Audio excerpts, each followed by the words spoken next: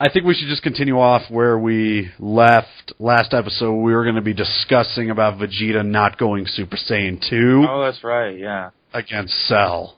You ready for this time? Yeah. Are you better equipped?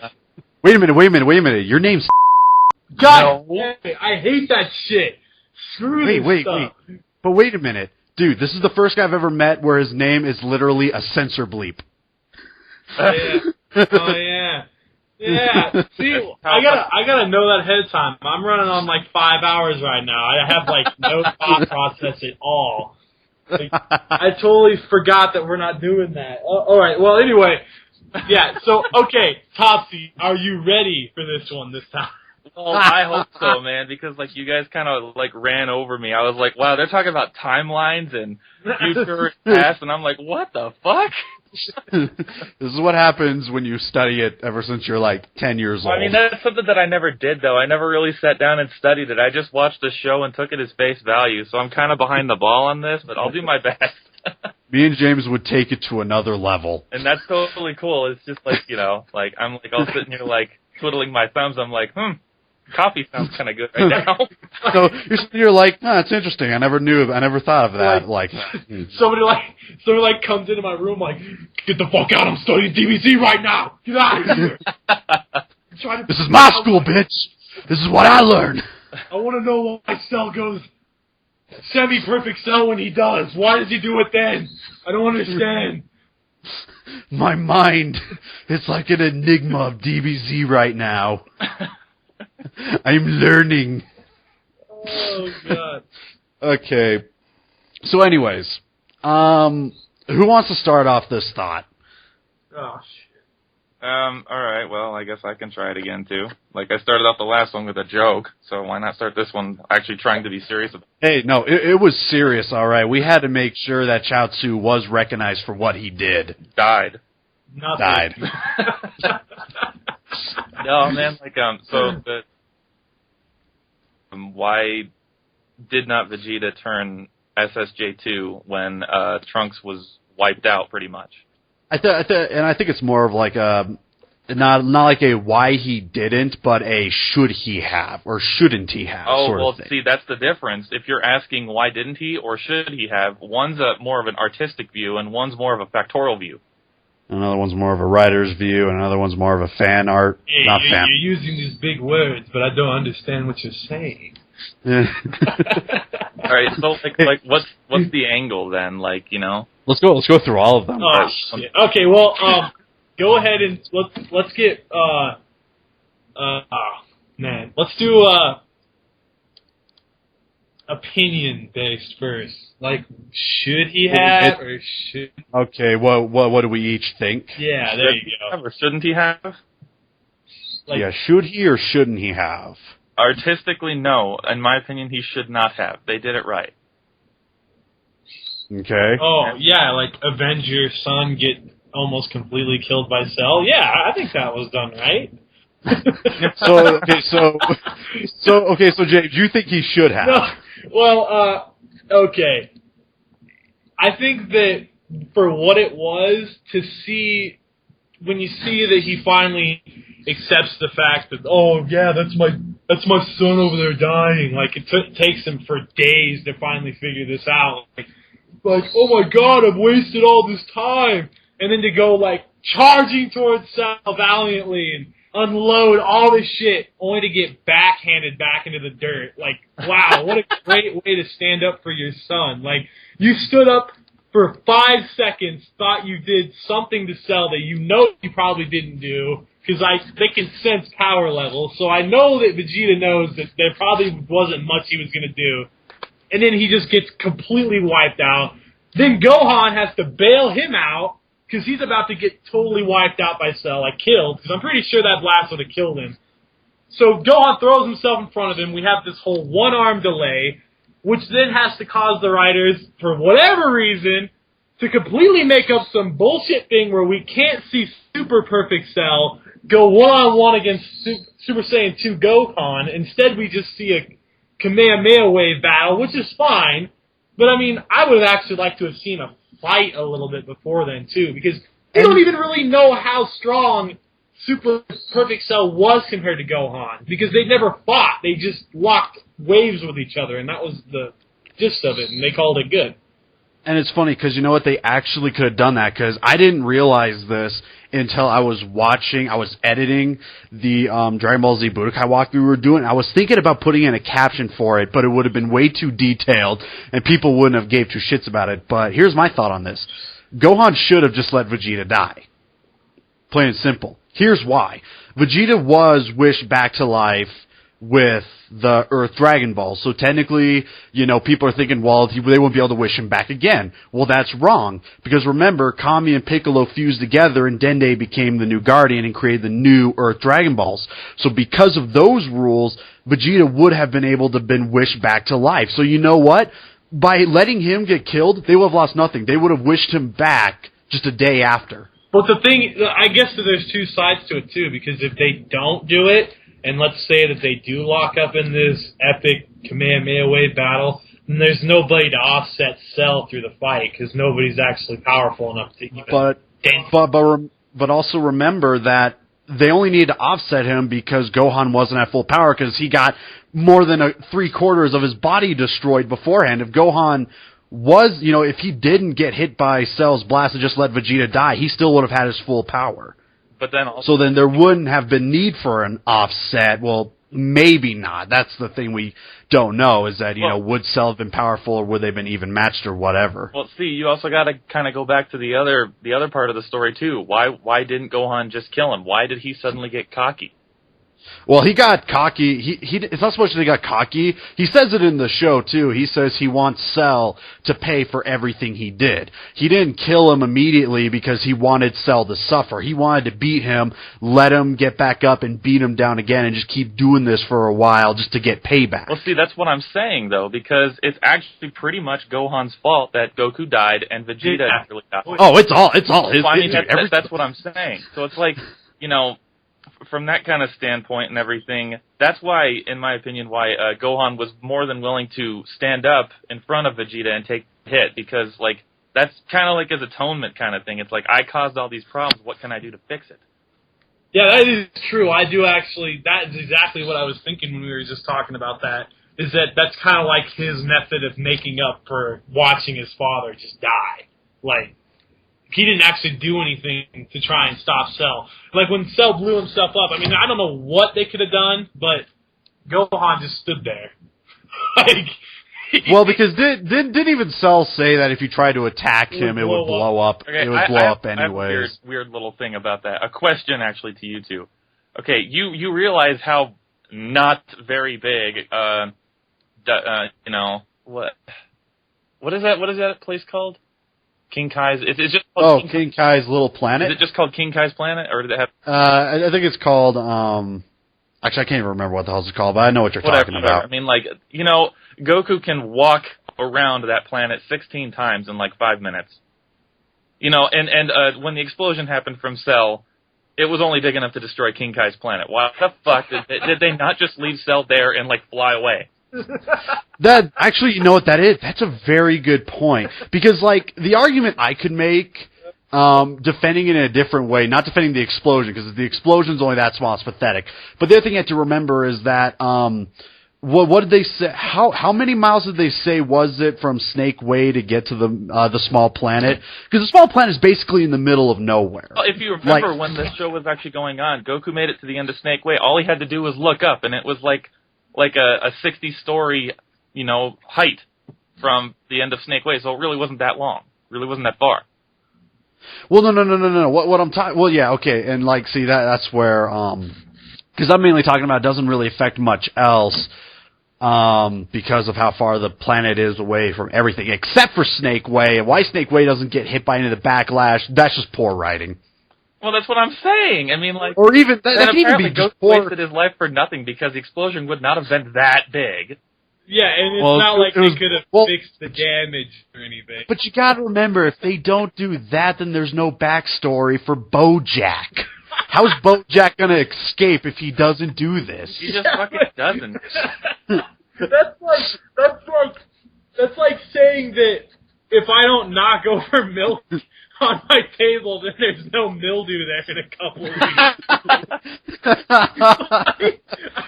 like Bojack's just filler. They're like, okay, we got to come up with a method to introduce a space pirate. Oh, I got it. When Cell blows up the planet, that releases the space pirate that nobody's known about. Apparently King Kai knows, but never mentions it. And he's hidden inside his planet. Like, wouldn't have King Kai been like, whoa, wait, you can't bring Cell here because fucking Bojack's under here. No. Not even one word was said about Bojack. Well, I don't know. I mean, you see King Kai freaking out. Obviously he's freaking out because he's seeing something that's about ready to blow up that's going to kill him. But maybe he is freaking out because Bojack's going to be unleashed because of this. So he can push his wife in front of him and his girlfriend or whatever and then kill her. Yeah, that was great. Dude, that's all Bojack was waiting for.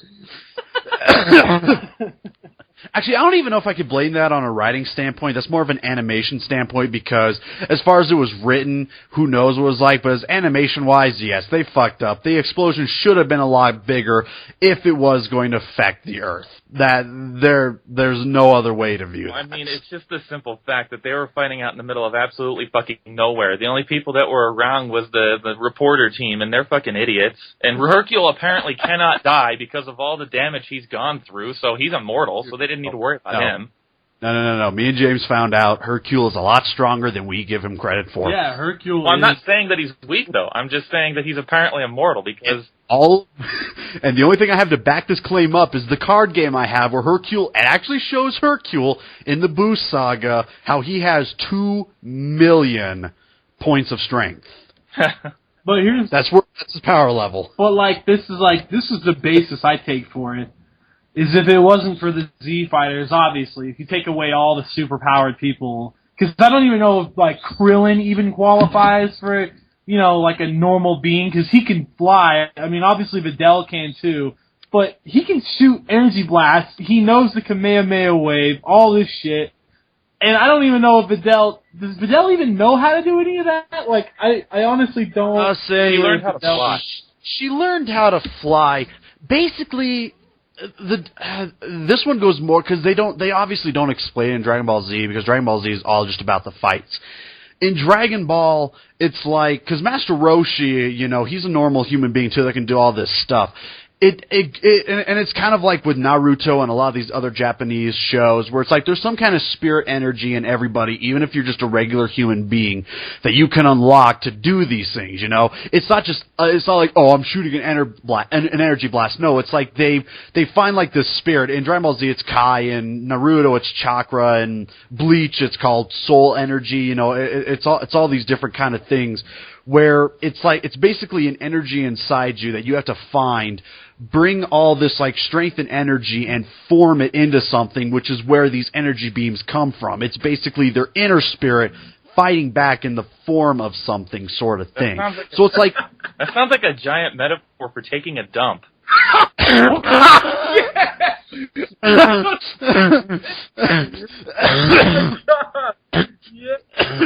glad we were...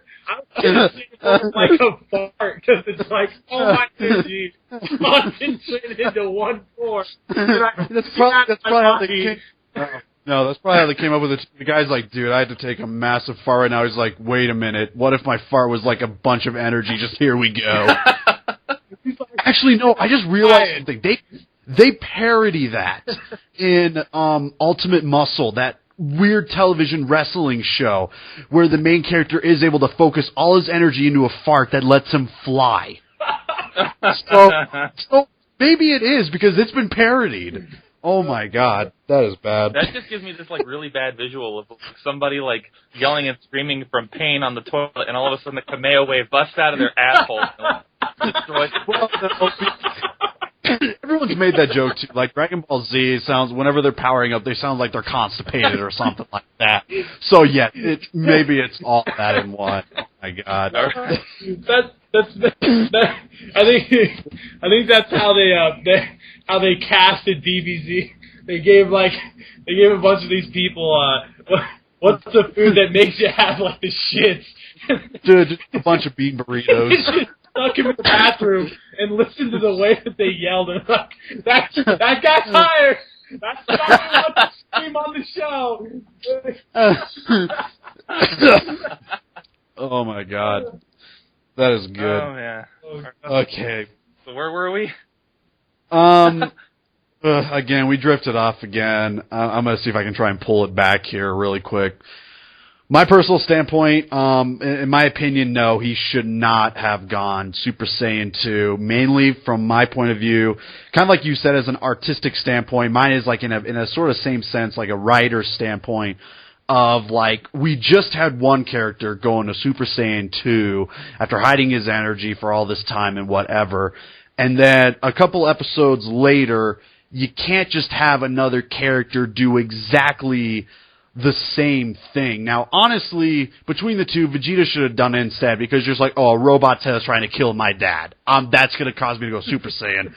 Over the close to death of my own son, obviously Vegeta should have done it.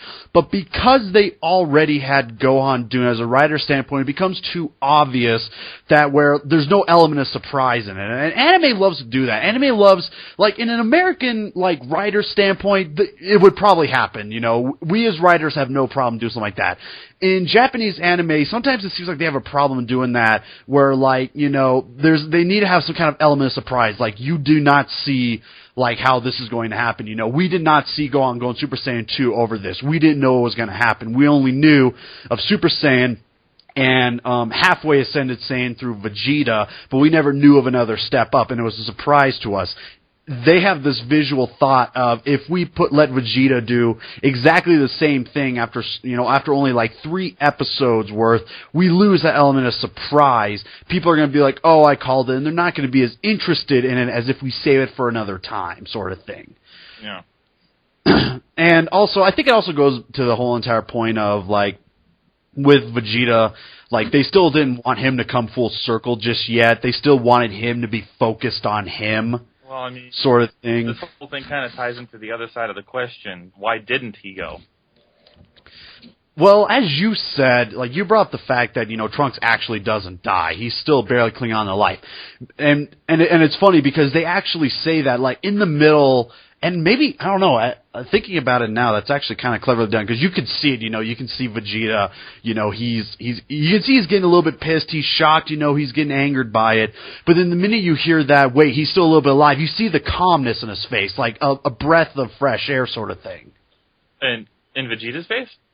Doesn't that happen? Or am I thinking about something completely different? No, I don't think so. He's just got a very, like, you know, awe-stricken face, like, I let this happen. Yeah, that's kind of the thing I was going to say. And see, like, now, when do they make the mention of the fact that Trunks is still alive? I know what I thought it was is he got shot, and then everybody looked back, and they're all like, you know, they're paralyzed because of what just happened. Then I think Krillin actually goes back and picks him up and see if he's okay, and he says he's barely alive. Yeah, because I thought it was Krillin. hacking up his lung and shit. Like, I could be mistaken. The Vegeta's look with the look Gohan gives when he hears that Trunks is still alive. Maybe, I don't know. I'm gonna have to rewatch that episode because I could have sworn one of the characters had some kind of like sigh of relief to hear that like Trunks was still alive, and I could have sworn it was Vegeta, and that could have been why he didn't, because then he loses like the majority of that anger or something like that. I don't know. Okay, going into that, I kind of had a whole like thing. Let's see if I can't remember it. The reason why, in my opinion, it's okay that Gohan changed is because he's in generally a loving life kind of person. So anything that destroys life or something like that, it affects him deeply. Vegeta's the kind of person that pretty much doesn't care. Like, I think it was even said in the show that he did not give 2 fucks about Trunks being his heir. He does not care. Whereas, like, when Goku changed from Frieza, he has a very special relationship with Krillin and all the people that had been killed. And see, Vegeta does not have that kind of relationship with people. And I kind of believe that for a drastic change like that in power level and stuff, you need to have very, very strict emotions, very calm-hearted. You can't be, because there's a big difference, especially with Vegeta, between because he's always constantly angry kind of thing. It's like always an irritation thing. So there's not really much of a dividing line between him being angry and him being idle. True. So there's a very small spike in the path. And plus, Vegeta had not had a decent connection to Trunks, which is a good reason why he should not have and why he didn't, in my opinion. And plus, Vegeta's life has always been in direct line competition with Goku. So it did not involve Goku, therefore he had no passion, no drive. Okay, I got two things kind of against that, okay? One of them, like, he had a certain drive for Goku, so why didn't it affect him any to go into Super Saiyan 2 when Goku sacrificed his life? Yeah. Well, you gotta. And then the other thing I have is that you're saying, like, you know, the extra drive to go to Super Saiyan or Super Saiyan 2 or whatever is done through, like, the lost something special, right? Sort of thing? It is more, it's kind of like an emotional attachment kind of thing, in my opinion. So then explain Vegeta going Super Saiyan in the first place when he didn't lose anything.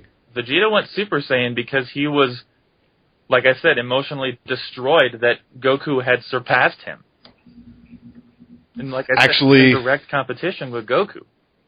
Yeah, because I do remember this episode, and Vegeta does say that he went Super Saiyan because he just stopped caring about it. Because, like, he wanted to go Super Saiyan so badly, and then it just never happened. And when he was on this planet, he just let it go. He said, I don't care anymore. And then somehow he goes Super Saiyan. So, to me, like, something like that, like, I don't know, because there's so many different things on this, like the whole, like, because like you said, you know, Gohan, you know, loves life, and then seeing Android 16's face get stepped in turns him to Super Saiyan 2. But again, seeing his friends get destroyed, you know, not killed, but basically, you know, completely destroyed by all these Cell Juniors, that doesn't affect him in the least bit till they redid it, sort of thing. Well, actually, there's a fine line between trying to say it doesn't affect him and deciding whether it snaps him or not. Because the reason why that Gohan gets so pissed off when Cell steps on 16's head is because of the whole fact that he knew that Android 16, who was originally designed just to slaughter Goku, more importantly than anybody else, actually had compassion for life even though he was an android, because he still loved the bird. Like, that bird that he let go, whenever he had it, I think he healed it, actually. Yeah, he, healed the bird and let it go, right? And the reason why he, was so pissed off when it happened is because he saw Android 16's love for life, and then to see that his life got taken by somebody such as Cell is, what finally snapped him, because, what does he say? The birdie flies away or whatever. In his head, he sees that imagery, and then he just snaps, and then it all came on. That's also something up for debate, too, because Bulma actually tampered with his circuitry. It happened, no. No. He did have a care for life, even before he met Bulma. Yeah. Did he? Yeah, because when you see him roaming around with 16 and 17 with 17 and 18, I keep doing that, before even Vegeta fought 18 that got his arm crushed, you still see 16 there with a bird on his finger and a few more on his shoulder. So he still does have a care for life. Oh, okay. The other thing is, because like I said, with these you have to put in all the transformations into account in one way or another, leading up to this, not once after, because Trunks and Goten, they just do it for the fuck of it when they're kids. You know, there was nothing that drove them to do it. They just, I learned how to do it, huzzah. You know, that, they killed it there. But the other thing to note is that when Gohan was in the hyperbolic time chamber with Goku learning how to go Super Saiyan the first time, he kept picturing, the way Frieza killed Piccolo, or at least envisioned Frieza killing Piccolo and everyone close to him, and it still couldn't drive him that far over the edge. And the only thing that did drive him over the edge to become a Super Saiyan is when Goku attacked him with everything he had to help him push over that edge. Now, maybe it was also emotionally... Actually, no, technically it was, because when he was getting attacked by Goku's Kamehameha wave, he was always thinking about how he let people down. And I guess that's an emotional connection. ish. See, I don't think necessarily that the transformation happens because of any sort of love for life at all. Like, I honestly believe that Super Saiyan and any sort of transformation from Super Saiyan is what exactly pushes you to that limit. Like, it doesn't matter who you are, but what gets you to that limit. Like, for Vegeta, the thing that finally triggers it is that he finally just lets go, and, like, for him, that's different. Like, he's never actually done that before. He doesn't really just do that. And, like, I don't know if it was the sensation or the thought process that snapped him, but for Gohan, when he finally went against the Kamehameha Wave, like you said, it's because he sensed the desperation. Like, it's whenever in the show, if you remember, every time that somebody gets seriously hurt, Gohan's the one who gets pissed off and tries to do something about it, even though he doesn't really do much, like against Frieza and stuff. It's just the fact of the desperation, like pushing him into a corner that gets him to go to that point, like that gets him to go further than what he's ever done before. And then I think each transformation is different. I think it doesn't just pertain to one particular thing. Like, there isn't just one set way to become a Super Saiyan. It's just more of what gets you there. Depends on the person. Well, and the other thing, go ahead. I was going to say, well, then that kind of leads me to another small question. I forget completely, so fill me in. And does this tie in with the topic? How did Goku change to Super Saiyan 3?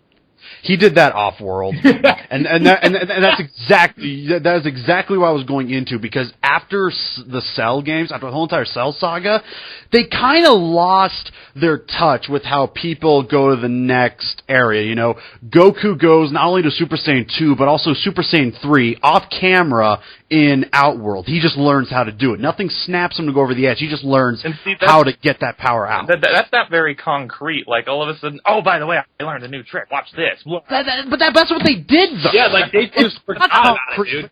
The last half of Dragon Ball Z isn't concrete in any way. You know, it's kind of like with Trunks and Goten, you know, they just learned how to do it. When they were Gotenks, when they were fused together, they learned how to go to Super Saiyan 3 just because. You know, they didn't have any kind of thing that made them snap. They just learned how to do it. Vegeta goes to Super Saiyan 2 because Babidi takes over his mind, and he just gets extra power to let him do it. There is no more snapping into it. It's kind of like, as Vegeta put it, it's just a, what did he say? It's like a Super Saiyan wholesale day or something like that. And it really is, the last half of Dragon Ball Z, it really is a Super Saiyan wholesale day. That's really all it is, because it's just like, how'd you do this? I can just do it. You know, they have some weird excuse, like Goten was like, oh, my mom taught me how to do it. Goku was like, oh, I learned it in Outworld. Vegeta's, oh, you know, Babidi gave me extra power to get it. There is no more snapping. Oh, dude, I ate Lay's potato chip, dude. That's what drove me over the edge. But no, there is nothing that drives them over the edge anymore into this. They lost their touch with it. That's actually, like, around the point where I started getting, like, out of Dragon Ball Z, because, like, just for, like, that exact reason. Like, up until then, like, the story had meaning. Like, things, you actually had to, kind of attach your own personal feelings for the characters in the show, and that kind of made those moments extra special. And then it's like, eventually it's just like, oh, guess what? I've done this now, and you didn't know about it. Oh, guess what? Now Trunks can do it. Oh, guess what? These kids learned in 5 days. They're only 6 years old. You know, it's like, what the hell is this? And like because, I mean, there's no, let's just put it this way, there's no excuse for it. There is no excuse for them doing it like this. It's just piss poor writing, and I really think it's just because that, you know, I've said it many times before, that I really think the writers wanted to stop at Cell. And at some point I thought that they were, and then they just decided to keep on going, to the point where they're like, fuck it, let's just throw in a bunch of fights, transformations and all this stuff, just for the hell of it, for no reason whatsoever. They just, they gave what the fans wanted. They gave them just nothing but fights. That's all it really was. But the other thing is that, as you can see, like, it took Goku, how old was he in the Frieza saga? 60-something? Huh? Uh-huh. No joke. Like, Super Saiyan ages are pretty high. Yeah, like, they live, like, what, 3-4 times longer than us? Basically, in the Kid Buu saga, Goku's, like, I want to say, like, 70-something, and Vegeta's in his 80s. Okay. Or is that in GT when he's in his 80s? I honestly don't know, because they never really mentioned age in that show, did they? They don't really mention age, but, like, there's a... I think it's mentioned in the Magnas something. It's mentioned somewhere where someone actually made a timeline based off of it. Well, no, Vegeta makes mention to it. Because he makes mention to the fact that I think it's in either the World Tournament Saga or the Aftermath when they say when Bulma says that why did they always look so young compared to us? Because like the women were getting older, but that's at the end of the series. Yeah, Goku and Vegeta were saying the same, and they said that Super Saiyans, their race have adapted. They have like a slow aging process, like really slow aging. It makes it so they can keep their strengths high no matter how old they are. Now, they don't say a specific age, but I do remember reading somewhere that, like, around the Kid Buu area, Goku's, like, 70-something, and, like, Vegeta's, like, 80-something, I believe. Whoa. This Lay's potato chip is delicious. But because of, like, the whole entire Frieza saga thing, Goku hits Super Saiyan finally at really an old age. And then Gohan does it as a younger age, and then Goten does it at an even younger age, where it's like I think they brought a mention to it, like, because the Saiyans breeded with a human, because it's like a crossbred sort of thing, it gives it like an extra ability, so then it's able to learn it faster, I guess. Because the ones that learn at such a young age are the ones that are half Saiyan, half human. So, I don't know. I just threw that out there. Again, it doesn't make up for the fact that it's really piss poor writing. Nothing will ever make up for that. It is done so poorly. Yeah, they fit all these chips in this little bag. I wish I understood, but I don't understand it. Like, it's so good, and there's so many of them, and like it just leaves me wanting more at the bottom of the bag. Like that's just is it gonna make you turn Super Saiyan? Hey, whatever drives me over that limit. No, this guy, literally, like, when we were still in high school, hell, even when we were in middle school when we first met, he would come over to my house, get in my dad's Lay's potato chips, a full brand new bag, and it'd be empty by the end of the day. Yeah. And then the minute we buy a bag and put James's name on it, specifically for him, he eats the other bags instead. And just completely ignores the one with his name on it. Nice. That's the way to do it. Human law, dude. That's just the way it is. It's a good topic, though. How do they get so much in that bag? Because they crush up the ones at the bottom. Hey, I don't care. More for me. Game on. Crummage, and Crummage usually has all the extra powder and shit on it. It makes me feel like I'm eating more, and I'm really not. Okay, so I think we pretty much fully discussed, like, our viewpoints on, like, Super Saiyan 2 with Vegeta and all that shit. I do, like, we're only about, like, half an hour in, so I think I could throw on one more topic that I know James has been dying to do about why Vegeta has to lose to Majin Buu. Oh, yeah. This is a goodie. I'm not sure I'm going to be much help on this. Well, just listen in and give your opinions. I'll be like, no thumb twiddling. You are gonna pay attention. I do pay attention. There'll be an exam on this tomorrow. Oh, fuck that. So here we go. The whole reason why, in the first place, that Vegeta even lets himself become under control of Babidi is simply to gain more power. He makes mention to the fact that he really didn't even care about his family anymore at that point, because he actually, in some sick, self-centered way, thought that if he got married and had a kid, that would make him stronger, because that's apparently what drives Goku. Well, it does. Goku's driven to protect his family, whatever.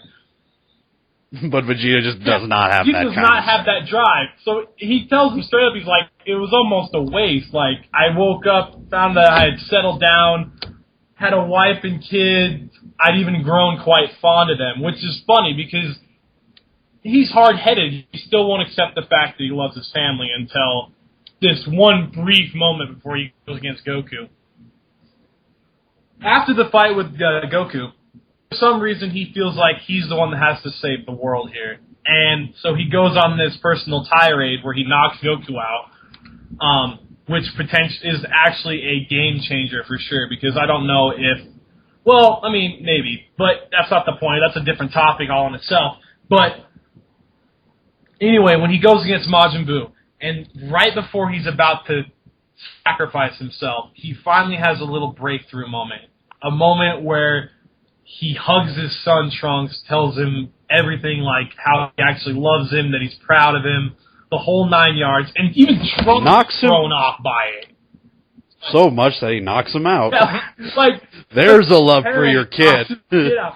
And he does it for good reason. He doesn't need his son to see him die, or at least know that he's going to kill himself. Because prior to that, Trunks doesn't even have a clue what he's doing. Like, when he knocks him out, he doesn't understand why he's even holding him, telling him all these things anyway. Because he tells him to take care of his mother for him. That's what he says. He says, make sure to take care of your mother for me. And he's like, what are you talking about? And then it's just like, wham! Out you go.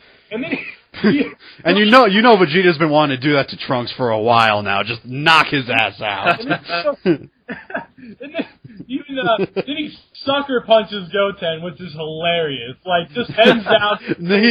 Now see, there's him just taking out his anger for Goku on his son. Yeah, okay, so then, alright, cool. He talks to Piccolo before he kills himself. Well, yeah, I wouldn't say kills himself. He's going to sacrifice himself to win. That's what we'll say. Whatever. He asks Piccolo if he's going to see Goku in the afterlife, and Piccolo straight up says, hell no. Like, no way. Are you kidding me? Like, if you looked at this shit you've been doing, you really think you're going to go to heaven? So for finally, the one time in the series he has the most selfless act of self-destructing himself, blows himself up, and he loses. And for the longest time, I didn't understand it. I was like, why would they do all of this to have him lose the fight? But the thing is the story progresses onwards. Whatever. Vegeta becomes a back burner thought for a while. They go through all this stupid shit with the fusion, which in my opinion is all just crap anyway. I think it's just all bogus. And then he finally comes back. They wish him back. He's brought back. And he has a renewed sense about him. Here's why him losing is a good thing. If we let Vegeta win this fight against Majin Buu, there's no reason to bring him back to Earth to fight against Kid Buu later. Vegeta's in hell. Straight up. That's where he would have ended up. Like, all that sacrifice and he's in hell. Like, that's awesome. I'm glad we can end the show with one of our favorite characters rotting in hell for the rest of the series. Anyway, so they bring him back. He's got a brand new renewed sense of life. Even Goku can tell it because he's more relaxed, relieved. He's just happy to be alive, which is just different for him. He finally succeeds to Goku that he's the best, the whole 9 yards. He comes to accept the fact, he comes to accept everything, and he makes a character transformation where he becomes almost like a second Goku. And I know people get pissed off. They're like, oh, that's fucking stupid. Like, why would you have two Gokus? Well, it's not so bad in my opinion. I think it's a good thing, because for Vegeta, that's a full circle, like, transformation. He goes from complete a-hole in the first season to a guy at the end of the series that you can root and get behind. Like, oh, hey, I actually root for Vegeta now. Like, I'm glad that he's good and all his intentions are good and he's not out just for power anymore. He wants to take care of his family, blah, blah, blah. And he's wished back to life, and he lives a normal life, and he goes on through GT, which is just garbage anyway, so we won't even touch that. But he's alive. That's the point. Well, see, and the other thing is that we shouldn't even, bring mention to GT because like you said, what's the point of having two Gokus? Well, guess what? At this point, it's the end of Dragon Ball Z. It before GT happened, it's not like, oh, this is going to keep going. We end up with two Gokus. There's no big problem with that, But then when you throw in GT, it's like, okay, now there's a problem. Yeah, like, okay, now, and it's pretty cool, because you can tell that, he's kind of like Goku. You can just tell in GT, even then. He doesn't have the same anger and drive, which it does make him weaker, per se. Because they cut back on training. They really did. All of them did. Like, nobody felt except for Goku. Well, of course, he's a douchebag. He's just he just loves to leave his family for nothing. Goku the Abandoner, man. That's all he's good for. But you had a Goku that was actually there. That's kind of the point. Like, they had to have two forms of him. They had to have the Goku who's going to take off, do his little adventure quest because he's never going to be old. He's going to be young forever, And then Vegeta's the guy who's like, okay, I need to settle down and make sure I take care of my family first. And that's what he does. Like, he becomes the stay-at-home Goku, basically. Like, in a nutshell, he doesn't turn into Goku, like, exactly like Goku, but the characteristics are there. It's just more in a Vegeta-like way. Like, he's still got a sense of humor and everything, but he's the guy who's going to stay there and actually make sure everybody's doing all right, and he won't take off to do some random quest with some Ethiopian kid. Yeah, Like, charming personality still.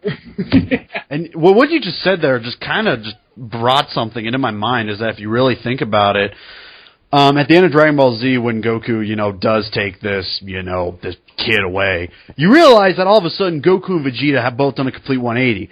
Vegeta becomes the stay-at-home dad, and becomes more relaxed, whereas Goku wants to seek out more power. Not in the same way Vegeta does, but, the whole reason why he wants his kid back is because he knows he can be as strong as Kid Buu was, therefore he has a strong person to fight against to give himself more power. yeah. So in a sense, it's a complete 180 of what he used to be. It's crazy. I'm telling you, it's the perfect setup for the end of the series. In my opinion, very well done. Even for a guy who loves Majin Vegeta and wishes that he would have won the fight. At the same time, there's some stuff that had to happen. There's reasons why he had to lose, so they had to bring him back. The whole 9 yards. It's great. It's great. I do love the way, though, and you didn't bring it up this time, and I'm going to bring it up for you, because the way you worded it to me was just fantastic. The very first thing that you told me before, when we were discussing this by ourselves, and before you actually went off on this, the way you explained it to me was just ingenious. You're just like, let's think about this, okay? If Vegeta does win this fight, then that fat ass is the last enemy we'll ever know in Dragon Ball Z. That's the swan song for DBZ. That fat tub of shit that pisses me off, and I'm still irritated that they bring him back good. Like, that is so stupid. I hate Majin Buu. I hate him with a passion. Like, that stupid 14-year-old kid, the whole concept behind him is stupid. We're going to have a big, fat kid be the last villain of DBZ. No, thank you. My fucking favorite series deserves a villain at the end where I'm like, okay, I can live with that. Like, I'm okay with a little tiny kid that's vicious as shit and doesn't sound like he's 10. Well, he still does, but at least he's more vicious than Majin Buu. Majin Buu doesn't even, care. Like, he's just a kid. That's all he is. Like, that would have pissed me off. Yeah, but I just love, the way you just gave it to me that one night was just so priceless, the way you put it. It was great. And you could argue that, even though GT does suck on some level, some of them are pretty okay, majority of it sucks, at least even in GT, you could feel satisfied with the last enemy they ended on. To even end Dragon Ball itself, him being the last enemy they go against, you feel okay seeing that it's Omega Shenron. He's a pretty badass guy. Yeah, he is. But, I can't touch GT. I stopped watching when GT showed up. I thought it was bogus. GT, some of it's good, some of it's bad. The very first season where Goku goes out to try and make himself younger, idiot. It's done. Idiot.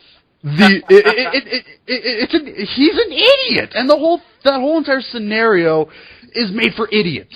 And it's stupid and it's dumb, and the only thing that came out of it, and I never knew because I never watched it. Well, no. He didn't make himself young. People wished him to be younger. That was their plan. They were going to try and make Goku weaker. They thought that if they made him a kid again, that they could beat him. Oh, really? Oh, See, yeah. again, I don't even know this because I've never seen Is that what actually happened? These guys collect the Black Star Dragon Balls because that's the evil dragon. They got to come up with some stupid shit. Where the fuck did that even come from?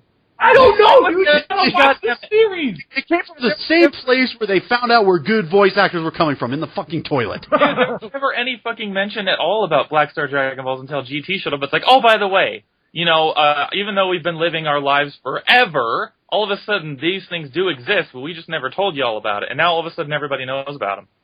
Yeah. Well, here's the thing, though. Okay, this is the Well, but before James goes on, I gotta say to you, good old Topsy, the whole entire GT series is exactly like that. I'll explain that a bit later, but I'll let James. You don't finish need to go into GT. I think that it's just, Well, there's some things that non-canon. It's not supposed to. non-canon. That's a good way to put it. It's not supposed to be part of the timeline for real because it's not even made by the same person. Akira Toriyama, yeah, he doesn't have anything to do with GT. Yeah. Anyway, the Black Star Dragon Ball. Let me just explain this to you so that it makes sense. Besides the fact that it's like the fucking 50th set of Dragon Balls, for some reason it's like, oh, we have these lucrative set of 7 balls that nobody has, but yet there's 50 sets of them everywhere. But anyway, when you use the Dragon Balls, if you use them too much, it's supposed to be bad. That's why they go Black Star Dragon Balls, because they've been abusing the wishing power. I'm like, that's fucking stupid. Why? It why really would the is. Dragon has said something. Like, dude, you can't abuse this power, man. Like, I can only do this once every 10 years. You can't be calling me every other weekend saying that some bad guy landed on the stage and wiped everybody out again. Like, that just sounds like Go for, you guys have the Namek Dragon Balls now too. Use him every once in a while. Stop it. Dude, that just kind of sounds like prostitution now. You can't call me for this stuff all the time. It's gonna end up like throwing a hot dog down a hole. It really is like prostitution. They use that thing like it's out of style. They're just like, okay, we have the 7 Dragon Balls. What do you want to wish for now? Let's bring this dead guy back to life because. All right, bye, Dragon. See you next week before the next alien lands on our planet. We'll see you later. I could just see that happening, actually. You know how, like, when they're done wishing, the balls, they all kind of go up in one area, and then they split off to the ends of the world? I could just see them all just sitting there, and when they split off, everybody just sits there and catches it and wishes them again. Well, no, they do bring a mention that even if they did that, it still takes 6 months before you can make another wish. Yeah. Well, yeah, I know. I'm just speaking hypothetically. It's like... Yeah, I know. I know. Well, just like whoring out that poor dragon. It's like, guess what? I have something else for you to do. It's like, give me a break.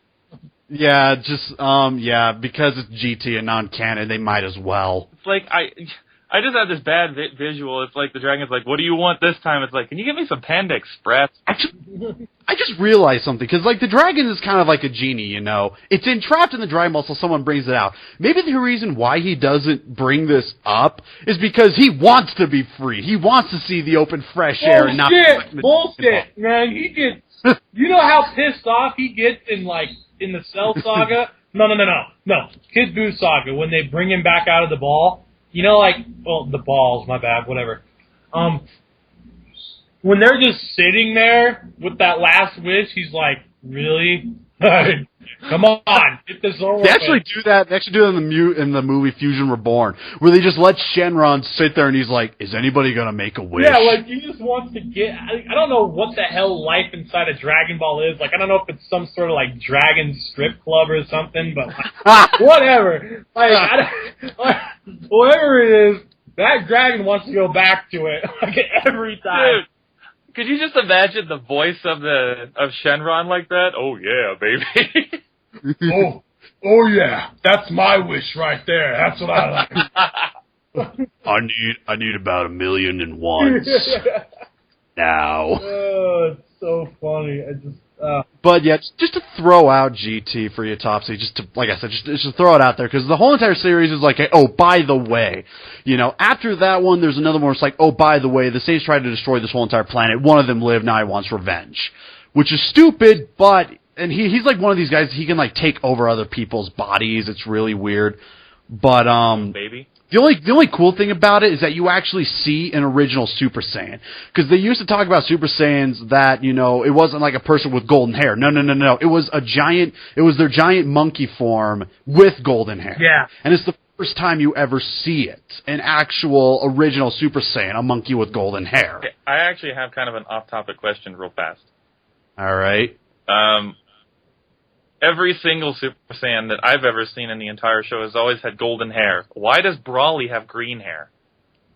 Broly, you mean? Whatever. Brawly? Whatever. Yeah, I don't know if it has something to do with the fact because of how powerful he is, it goes a different color. Because when it's in his like green, bluish, whatever hair, you know, that is before he goes into Super Saiyan Ultimate. You know, I can't even really call it Super Saiyan 3 because that's like a level beyond it. It just doesn't make any sense to me. Like, everyone... I don't know. You know what? It's a movie, so therefore it's also kind of non-canon. Because none of the movies are canon, really. No, I don't know. It's just a thought. It's like, it doesn't make any sense. Why are you going to discolor one dude's hair? Because he's awesome. I guess that's the only thing I can come up with. You know, they're like, you know what? This guy's so powerful and so awesome. Let's make him look a little bit different, sort of thing. You know, why is he the only one that when he goes to this high-level Super Saiyan that he doesn't have pupils anymore? You know, so many questions can be asked because of that, and it's just simply because it's non-canon, and that they just said, why not? Well, actually, no. Here's the thing about Broly that you got to understand. The reason why his hair appears green is because of the aura he has around him. He actually has a green aura. That's Broly's aura, is green. That he doesn't actually have green hair. It's just when he's powered up, that's his aura. It's all green. That's why you get that slight color disfiguration. Because if you notice, every other Saiyan's aura is yellow. Golden. Not yellow, whatever. Fuck you. It's same color. Same thing.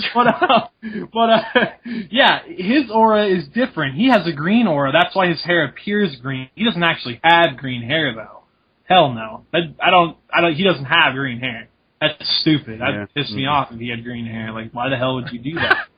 But It always seemed like it to me. Yeah, and that's and it's common to think that too. But when you look at his aura, it's green, and everybody's aura decides what their color is too. Like the hair, their color, whatever. But even when he's not charging with the flames around him and shit, his hair is still tinted green, is it not? I don't know, but James does bring up a really good point, because I just realized when Goku goes Super Saiyan 4, you know, the half human, half monkey thing, he has red fur, and it's like black hair, but it's like red fur, and his aura is red. So I've never even seen that. I mean, I've seen pictures, that's about it.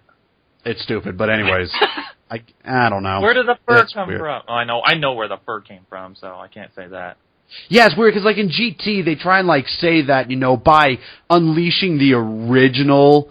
what the hell do they even call their monkey form again? Or Uzuru, or are they each different names? Oh, yeah.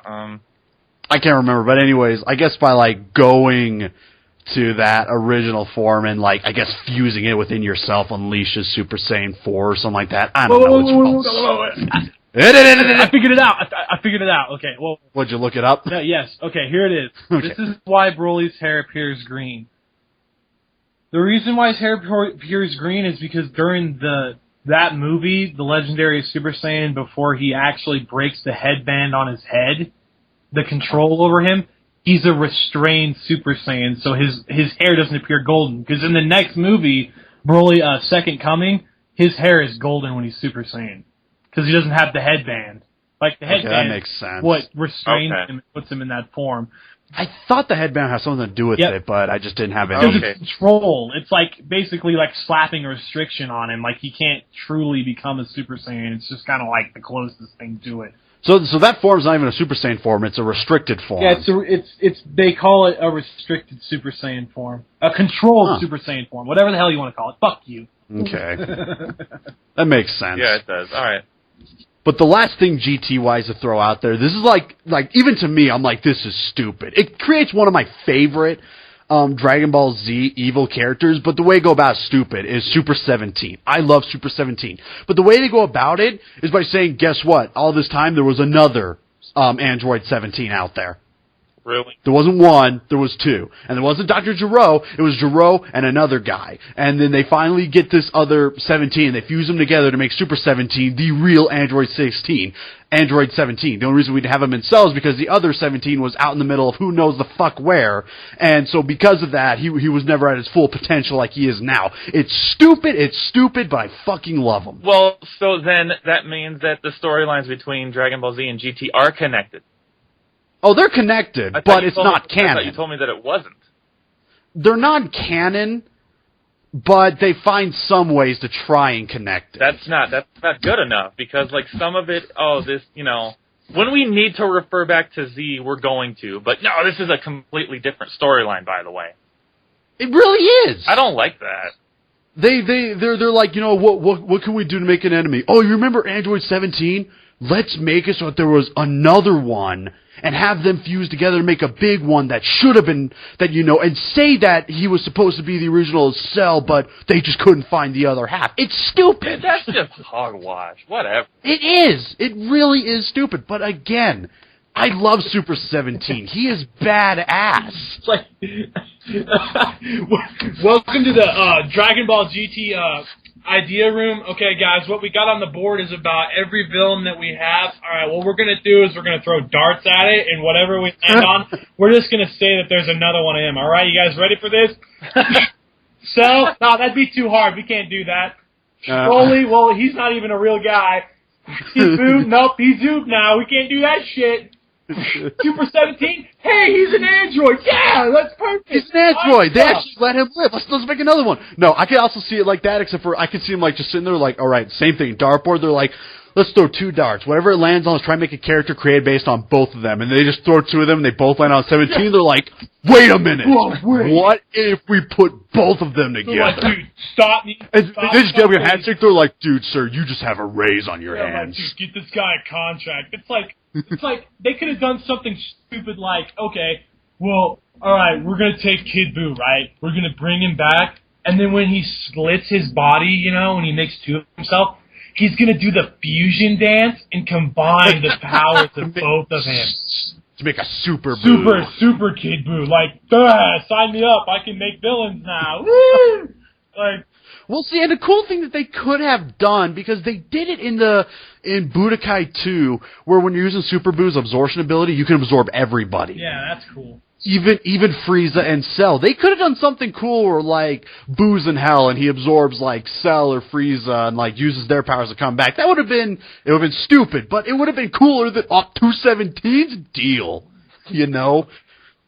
But like I said, it's hard for me to hate it because I love Super 17. That guy was a badass villain. But again, the way they went about it is so immensely retarded that it hurts. It really does. Especially the beginning of the series, because like you see Trunks flying around, he looks out, he's like, yeah, it looks like 17, even though I've never seen 17 before, because that's the future me, but whatever. Be like, hey, I've been hearing some things about you, and he like shoots him, and he's like, I'm back, and stuff like that. I helped you guys beat Kid Buu, but now I'm evil again all of a sudden. Wahaha. It's like, what? Yeah, I know. Trunks is the like they totally fucked up. Like they totally forgot that like Trunks has no clue 17 is. Hey, Dad, that guy looks kind of familiar down there. Exactly.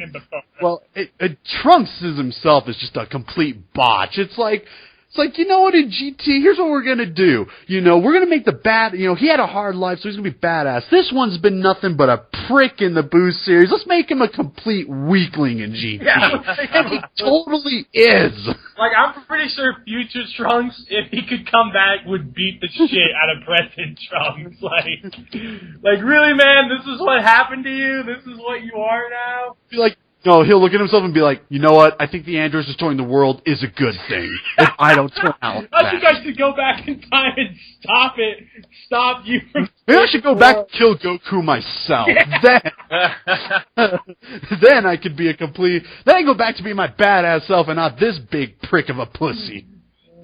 Oh man. But yeah, GT. I wouldn't even bother.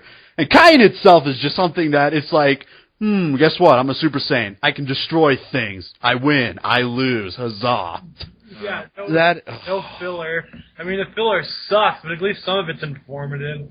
Well, and if they would, like you said, you know, if they would have cut out all the filler, like all they had to do is take the original episodes, literally, jump cut from one filler doesn't matter, clip it out, put the other 2 together, it would have worked. But no, they're like, what else can we... And even remastering it, that would have been cool. But they're like, what else can we do? Oh, let's throw in some new voices and some new music. You know? I think that techno rock jam, that sounded like crap. Let's throw in a flute. That's bad. Yeah. A flute in a major fight scene. Yeah, really? No. No, literally. If you go onto YouTube and watch... Vegeta, the whole entire sequence of Vegeta powering up his Final Flash and using it, the original, comparing to the Kai version, you see the difference in music. You do not get pumped up with the music. No, it doesn't even sound right. It really doesn't. Like, when you hear Vegeta go, Final Flash, it sounds badass. In this one, he just sounds old. He really sounds his true age. Final Flash! Final, what was it again? Oh, fuck it, fire. Final Flash, you old bastard! You know, and like a lot of people are like, oh, that's just your nostalgia talking. This one's better. No, it's not, okay? I would know if it's my nostalgia talking. There's a lot like when, like Cell's reaction when the Final Flash really comes in. In the original, he's like, what's this? You know, badass. In the newer version, he's like, oh no. And it doesn't sound as cool. That's nostalgia. You know? I like the old reaction because of nostalgia, but the build-up to it just sucks because of the voices, and again, the music is so fucking terrible. It's like, okay, it's like if Topsy Hatley, right, like, let's say that he went into the bathroom and took a giant shit, right? Okay, then. And your reaction to it is like, whatever, it'd be something unique to you, like, oh my god, and then, like, they called me in, and they're like, alright, dude, you're gonna walk in, you're gonna look at this shit, and you're gonna give us a reaction, and we're gonna take that and put it over Topsy Hatley's mouth and make it sound like you're doing a voiceover. And like, I walk in, I'm just like, oh man, come on. And then like, they voice it over, and they put my reaction instead of yours. Like, it's stupid. Like, why the fuck would you do that? James, you gotta do it the right way. You gotta walk in and be like, oh, that's real nice. It wouldn't be as good as his natural, like, oh my god, you guys gotta come fucking see this. And then, like, my reaction's like, oh, that's nice. Like, ugh. Actually, no, I got the best way to put it right here, alright? It's like comparing Dragon Ball Z, you know, someone passing a kidney stone kind of scream, as opposed to somebody just taking a regular dump. Like, I don't know. And if you've heard people that pass kidney stones, dear God. Or if you've heard me take a shit, then dear God. But otherwise, I don't know. But no, Kai, it is so fucking terrible. I hate that. I sat down and tried to watch it. And, like, I was so amazed because I'm like, holy crap, you know, what originally took like 50 episodes only took about 13. That's so cool. And the more I watch it, I'm like, these voices suck. Yeah. And the more I watch this, like, this music sucks. And it just kept getting worse and worse the more I tried to watch it. And the only thing, other than cutting out the filler, that was good is by giving Frieza different voices. That was also a good thought. Other than that, you know, and making Gohan sound like the girl that he is. Because that's really what he is. He's a fucking girl. Well, I like the whole, okay, Frieza having different voices is cool, but in the original series they did that too. But it was just a different tone. Like, okay, when he was like, literally like, yeah, my name's Frieza, and then his second form it's like, oh, and then like the third one's like, I can't even remember, it's more like kind of screechy like, he's like, and then like in his final form it's like, oh hey, like, it just, like, I don't get. Mind the fact that I hit the puberty wall pretty hard. Yeah, which that fucking third wall, that third form just pisses me off. Like, he sounds like, I mean, the second form is awesome. Like, he's got, like, kind of a deep voice, he's huge, it's awesome. Third form, he looks like a Ridley Scott ripoff, like, yeah, an alien. And then, which everyone's made a mention to, but it just has to be said. His transformations are just so backwards, dude. Like, I just don't get it. I don't get how you go from this tall, menacing guy with horns to just 3 feet tall. Like, even Vegeta's taller than Frieza. Again, I said it in the Budokai walkthrough, and I say it again, you know, it all depends on how your outlook is in it. Me personally, you know, I prefer smaller guys over bigger guys because they're usually faster. Yeah, haha. But no, seriously, like when I see, like, because if you take a small, fast guy and go against a big, powerful guy, it all depends what happens. Obviously the smaller, faster guy, he's not going to hurt the guy as much, but he's going to be too fast for the other guy to hit. But again, the guy's going to have trouble hitting him. But if he does land one punch, that's pretty much it. So I mean, it can be debated either way. But personally, the smaller, faster guy has always been one that I've always enjoyed. So that doesn't piss me off as much. Yeah, that's. I don't know. I mean, I kind of have the same thing because, like, if you're, like, super fast and you have the advantage of speed, but I mean, like, if someone that size lays an actual, like, contacted attack on someone like that, it's like putting an M80 in a Skittles pack. Well, see, and it is true. They just need that one hit and it's good. And they showed that in the Cell saga with Trunks fighting Cell, where Trunks got bigger with more muscles, but he got slower, so he couldn't hit Cell. But when he did hit him, it did a lot of damage. So again, it's like, which would you rather prefer? Would you rather prefer speed or power? And there's no right or wrong answer. It's just all depend on what you prefer more. That's just the way it is. Haha, shitty riding. Haha, suck it. Haha. Like, haha, you're not going to be able to catch me. Haha, you can't win this fight. Like, haha, come and fight me, pussy. Stop. Haha, I am defeated. Haha. Haha. Like, it's just, sometimes the way they do these fights is just whatever, man. I mean, I love the series to death, and I would never say to not watch it. But, I mean, being critical and, like, looking at it for what it is, like, you could sometimes find stuff where you're just like, wow, like, really? That is such a stupid fucking concept. Like, I'm so tired of people being faster than people. Ha-ha! That means I'm better than you. Ha-ha! You can't catch me. It's like, well, stop being a pussy and go fight him. Like, if you're going to talk so much shit and then run around the whole time, like, good for you, man. You're really tough. Like, but what happens when you tire out and that guy gets his hands on you? It's going to be yeah. And see, that's where Broly comes in. He's got the speed and the power. Everything. Like, exactly, he's a pure. And see, that's like the main thing to come out of this. Don't focus on having speed. Don't focus on having power. Focus on getting both. Yeah. That's just the way it has to be. That's what Super Saiyan 2 basically is. It's finally a combination of both. Like, yeah, and like is it somewhat bad writing? Yes, but you got to remember. Other than Akira, Akira was the original anime. Dragon Ball Z was the original anime series. They have room to fuck up, because then it leads to newer animes being better. It's like with Zelda. The first game, fuck it. It sucks. I still love it, but it sucks. But it led way to other Zelda games that just kept getting better over time, and that's what Dragon Ball Z really is. No, but see, the thing about Dragon Ball Z is it started off, like, really good and then got shittier and shittier. That's not a common linear line to go down. It just got shittier and shittier because that happens everywhere, dude. That always happens. Like, okay, Pokemon, shittier as it went along. Digimon, no, it might. No. As it went along. Well, no. Okay. Let me throw it out there. I hated Pokemon from the beginning, so I have no say on that. Digimon, it can be go. The first season, awesome. Second season, fucking terrible. I hate it. Third season, in my opinion, the best of the bunch. Fourth season, it's pretty bad, but not as bad. Everyone hates the fifth season. I think it's pretty fucking good. Now that it's in this Cross Wars, fuck it.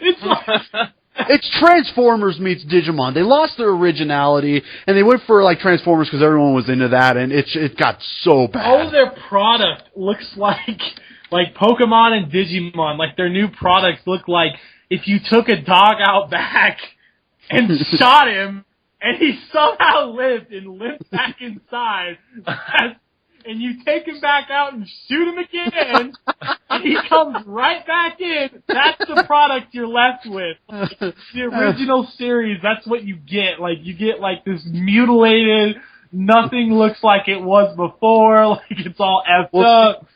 And like Topsy said, like James said, everything's like that, The more they try and make more of something, the worse it's gonna get. Pretty much. They just gotta know when to stop. And unfortunately, a lot of companies just do not know when to stop. That's just the way it is. That's mostly, like, everyone. Okay, this episode has been going on an hour too long. We're gonna call it good there. Call it a conclusion. All right. See you guys later. Later.